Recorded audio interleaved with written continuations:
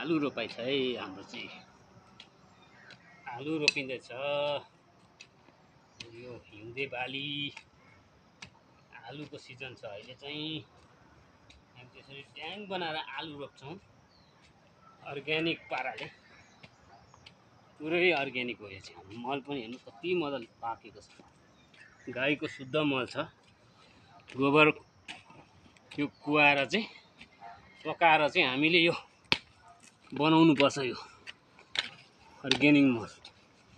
यहाँ अरू चिज हालेको छैन केही झारपात कम्पोस्ट पिट र भर्मी कम्पोस्ट यी तीनटा चिजहरू हाल्छौँ हामी अनि खरानी विशेष गरी खरानी हाल्छौँ हामी त्यो त्यसरी ड्याङ बनाएर मल बनाएर चाहिँ यहाँ माथि हामी अब खरानी हालेर चाहिँ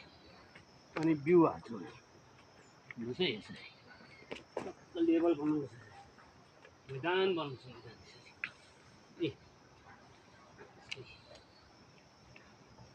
टिक्क बनाएर कमिला आउनु त पुरै छैन के को कमिला आउँथ्यो नि केही आउँदैन किरा भन्ने कुरा त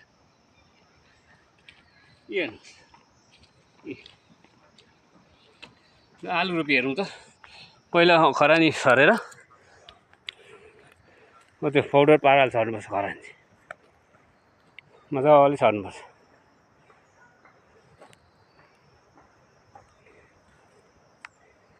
पाउडर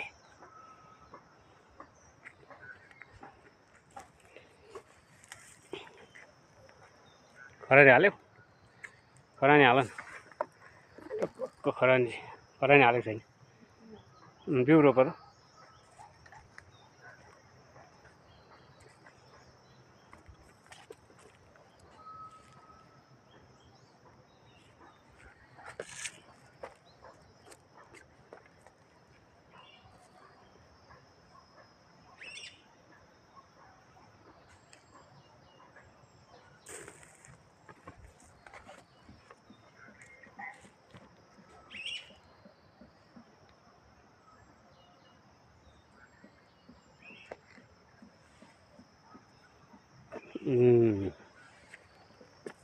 अर्ग्यानिक पाराको आलु है चाहिँ अर्ग्यानिक पारा